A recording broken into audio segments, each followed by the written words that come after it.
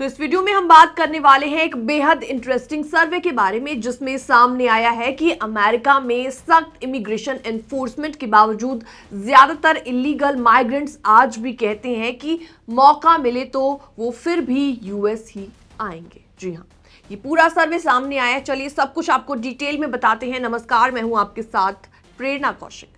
तो KFF और New York times के इस बड़े सर्वे में 1800 से ज्यादा इमिग्रेंट से बातचीत की गई।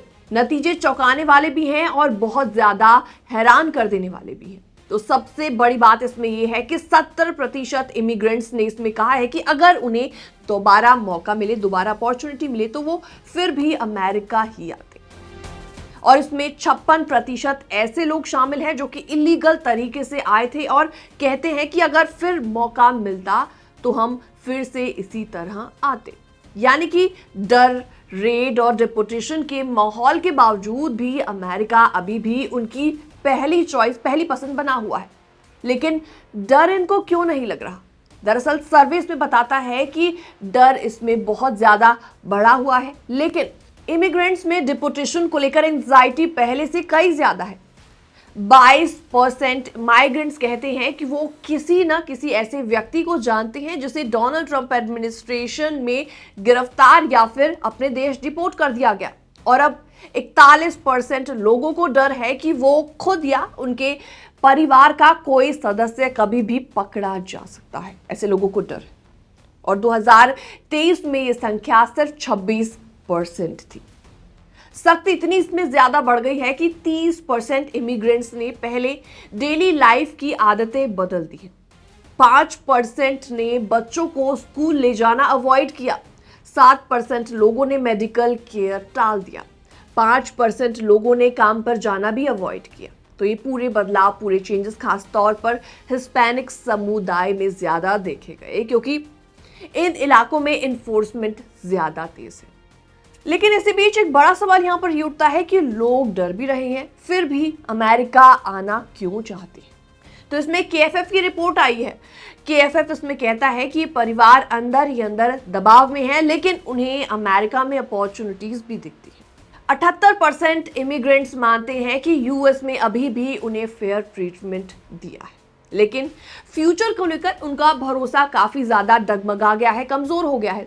60% लोग इसमें कहते हैं कि पहले लगता था कि अमेरिका इमिग्रेंट्स के लिए बहुत अच्छा देश है, बहुत अच्छी कंट्री है, पर अब उनको नहीं लगता ऐसा। डोनाल्ड ट्रंप वर्सेस बाइडेन की पॉलिसीज, जी हाँ, इसके बारे में भी आप जान लीजिए। दरअसल सर्वे की सबसे बड़ी आई ओपनिंग बात यह है कि when asked about Donald Trump's border policy, तो 60% इमिग्रेंट्स ने कहा कि वो डोनाल्ड ट्रंप की बॉर्डर सिक्योरिटी एफर्ट्स को सपोर्ट करते हैं। और यहां तक कि 42% इमिग्रेंट्स इलीगल इमिग्रेंट्स डिपोटेशन वाले कदम को भी सपोर्ट करते हैं। यानी कि इमिग्रेंट्स खुद भी कहते हैं कि यूएस बॉर्डर स्ट्रांग होना चाहिए, भले ही सख्ती उनके लिए परेशानी खड़ी कर सकती है। और इसके अलावा पॉलिटिकल सपोर्ट में भी एक बड़ा बदलाव दिखा है। 2023 में रिपब्लिकन सपोर्ट 20% थी, अब बढ़कर 27% हो गई, 27% हो गई है। और डेमोक्रेट्स अभी भी करीबन 47% बने हुए।